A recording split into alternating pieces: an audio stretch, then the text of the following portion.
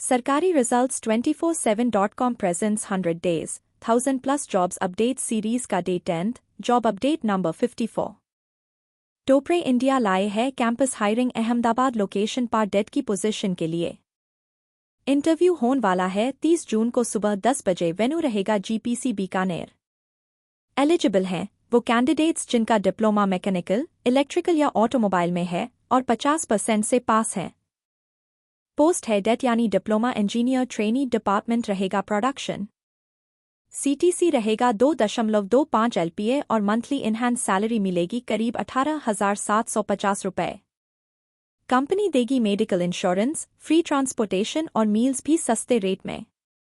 हर दिन का free T biscuits और लंच डिनर सिर्फ 15 रुपये में। ये मौका सिर्फ फ्रेशर्स के लिए है। एज लिमिट 18 से 24 साल तक। इंटरव्यू में ले जाना है रिज्यूम, मार्कशीट्स, आधार, पैन और फोटोज।